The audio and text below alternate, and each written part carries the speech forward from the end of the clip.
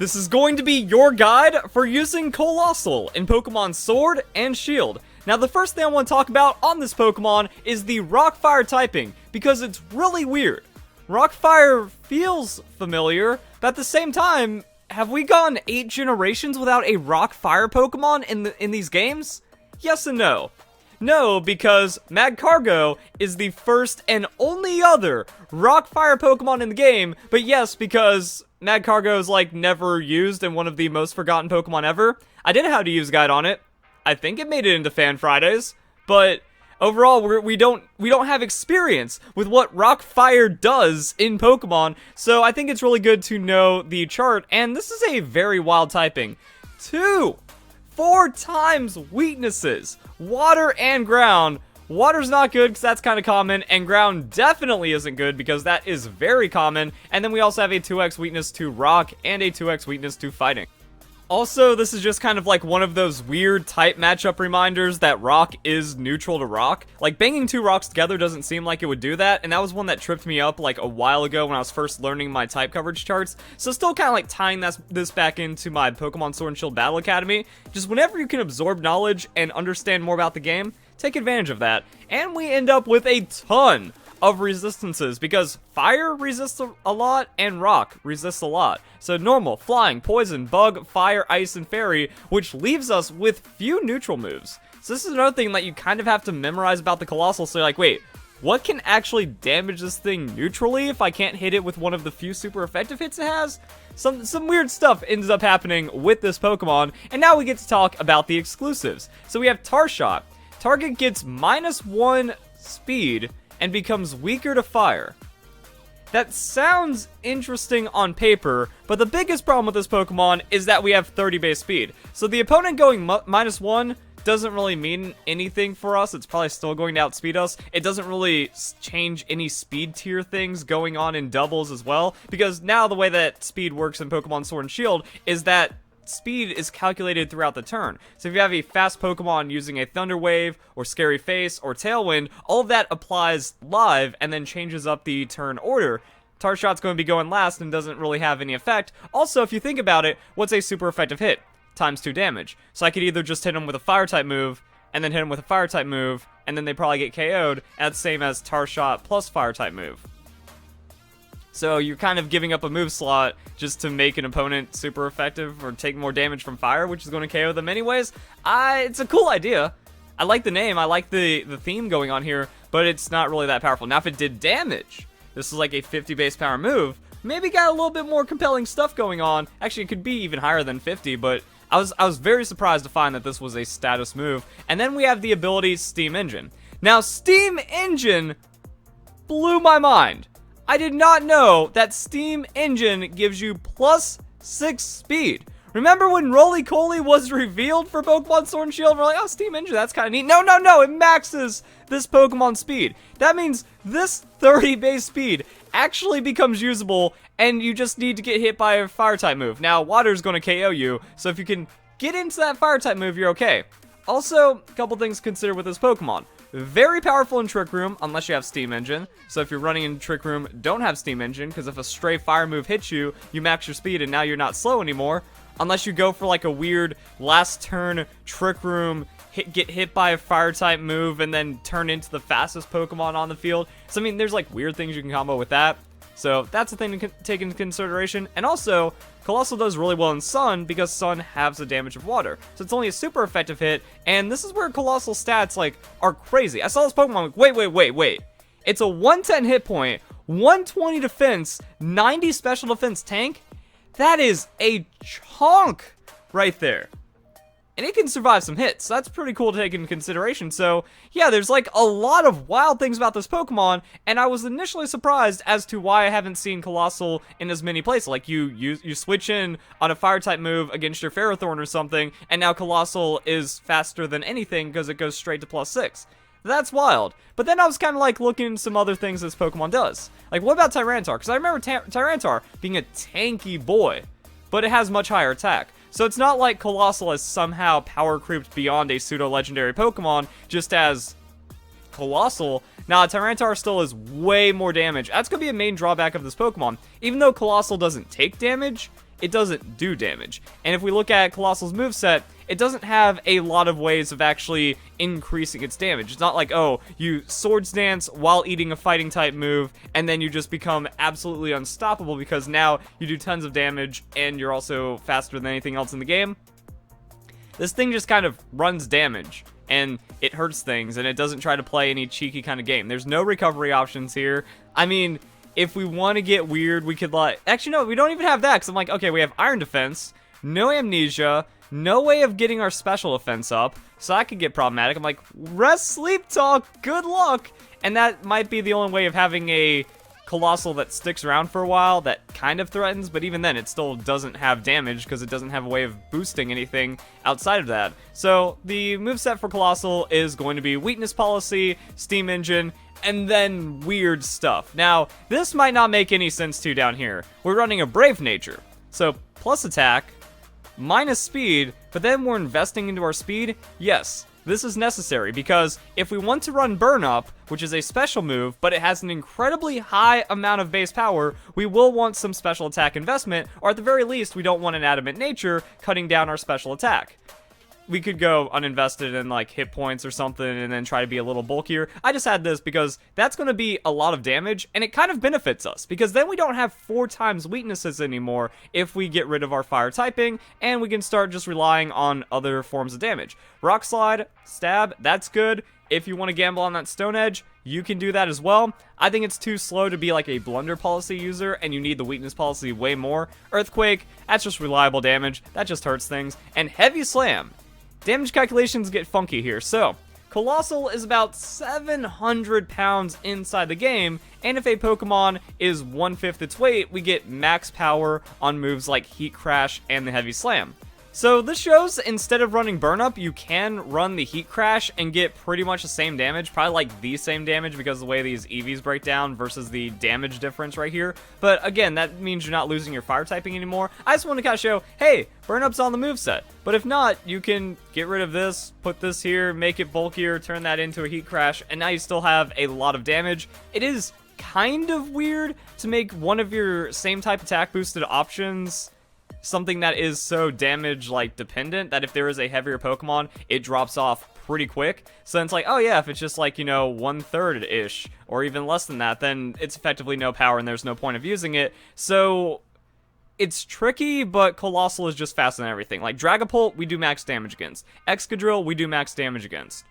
So a lot of the common Pokemon, like, you're still going to be able to hit really well, so that's good to know right there. We have Stone Edge, Earthquake, Heavy Slam, just stuff to run. And then without a special attack, we don't need a Brave Nature anymore, so we can go Modest, which means we can put a couple points back elsewhere, and that's effectively going to be our Coalossal. Either way, what we want to do is we want to hit this magical 56 number, and that brings us to damage calculations, because damage actually like shows us all the cool speed things. So at +6, with 56 speed, we are faster than 81 base speed Pokemon at +1.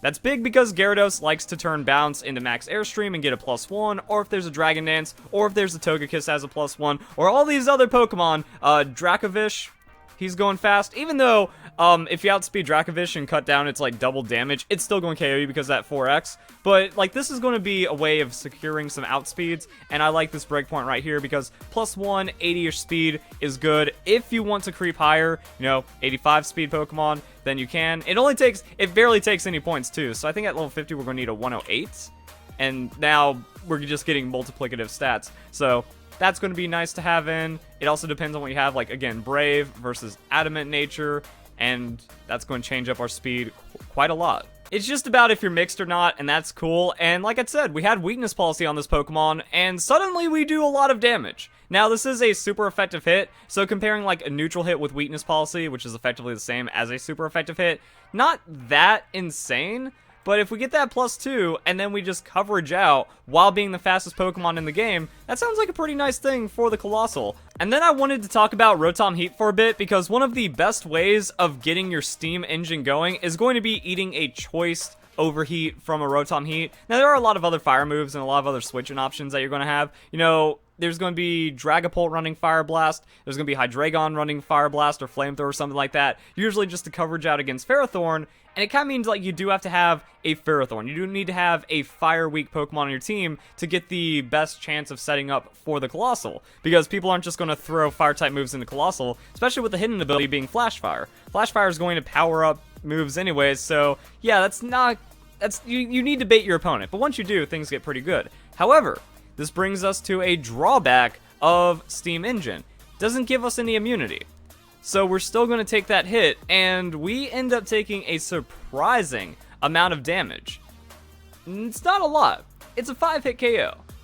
But that damage is going to stick, and if we want to proc our weakness policy, that means a super effective hit is going to have to do less than 75% of our health, and then we're like a priority move away from dying anyways. So it kind of shows like a lot of weird things you need to do. You need to switch in the Coalossal, you need to take that fire type move, you need to Dynamax. You need to not take too much damage, because remember, you lose health, your bonus health off of the Dynamax the more health you've taken, or the more damage you've taken.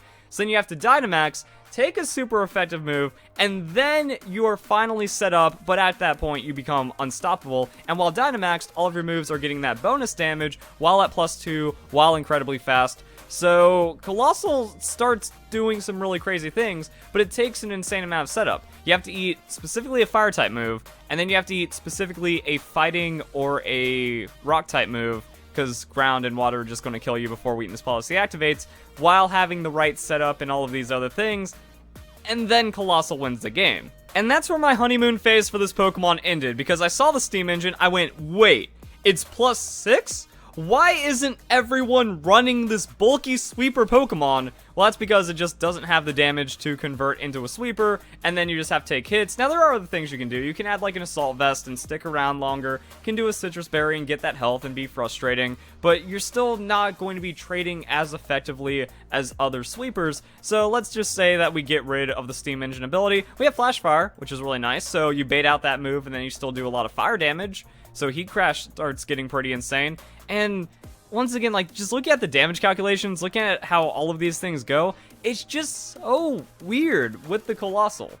So let's just say max hit point invested, max attack invested, brave nature, swing in that Gyro Ball into something like the Dragapult, that's going to be really strong. Now, this is, you know, without our Steam Engine ability, and that does give max damage with the Gyro Ball. Heavy Slam also kind of shows that we do a lot of damage, but Heavy Slam isn't going to be able to 2-hit KO the Dragapult. Dragapult, however, if we have full hit point invested, so this is just like a basic set, max hit points, max attack, brave nature, just running damage and hoping you try to hurt the opponent more, which might not happen on that 80 attack. But we do have that high base power, so things end up getting weird. If you're going up against a Choice Scarf Pokemon, you have a neutral 2-hit KO, but at the same time, Dragon Darts is going to be a 3-hit KO. So Dragon Darts, Gyro Ball, Dragon Darts, Gyro Ball, next Pokemon comes in, KOs you. So it's not even like a 1+, it's a 1-for-1, and then you get to choose your counter pick, which isn't really that fantastic. Now, we do have a lot of coverage, there are going to be some super effective moves, but I mean, let's just say this was a super effective Heavy Slam. That's not a KO. Say this is a super effective Rock Slide. Well, as we saw with the other damage calculations, that's not a KO. We need some kind of attack buff to make it happen, but Coalossal doesn't really do that. And I was thinking like, well, Choice Band. And even then, Choice Band doesn't find those one-hit KO moves. It's going to be harder to find super effective hits because we are locked into that move. But it is a pretty high amount of damage. However, it's effectively the same story. Dragon Darts, Gyro Ball, Dragon Darts, Gyro Ball KOs, because a 2-hit KO is a 2-hit KO. Doesn't matter if you're doing 99% or 51%. Pokemon's still going to hit you just as many times. So that's a thing. However, that Heat Crash does get pretty ridiculous. So then that makes me think maybe the best idea for the Coalossal is that you Heat Crash on an activated Flash Fire with that Choice Band and you just try to blow up as many frail sweeper Pokemon that don't have a lot of like density behind them, but you can still be walled really easily with this set, and then when you switch out you lose your Flash Fire activation. But it's at least a way of like maybe getting something done, you know, if you eat that fire type move, which also is immune this time, so it's not like you're doing Steam Engine and taking damage. Flash Fire does give you that immunity, so you eat that hit, you hit them with a Heat Crash, maybe they hit you, maybe they switch out, like you're getting a KO, and you're probably going to get another KO if it's timed properly, And I think that's just going to be the best way of using Coalossal. So let's go and change this around to the new idea. Choice band. There. And then now this is what you want to do. So you either use that super effective hit, get that KO, or you just camp the neutral heat crash on Flashfire, and you still just KO tons of Pokemon. And then since we're not speed boosting, that's where we want the Gyro Ball and the Brave Nature instead of Adamant. I'm sorry if this video seems all over the place. This is just my discovery process for Coalossal that start off as, yeah, Steam Engine's busted. We can weakness policy like Tyranitar, but Tyranitar's still better. And then it's like, nah, just choice banded on a bulky hit point attack set. Don't play games. I was thinking that creativity was the way of breaking this Pokemon. Nah, just being a Flashfire choice Pokemon is the way that you run it, apparently. Now I'm going to show you guys the saddest thing about Coalossal, because this is how low Coalossal's attack is. That's an 80 base attack versus 90 base attack, and Ninjask has a natural 160 speed. So all of that other weird stuff we saw with the Steam Engine earlier, you know, the speed investment and then some of the attack investment, Swords Dance Focus Sash Ninjask is pretty much the same damage as a weakness policy Steam Engine boosted Coalossal. So everything has to go perfectly for Coalossal to become a Swords Dance Focus Sash Ninjask. And that's why we don't play games with the Steam Engine.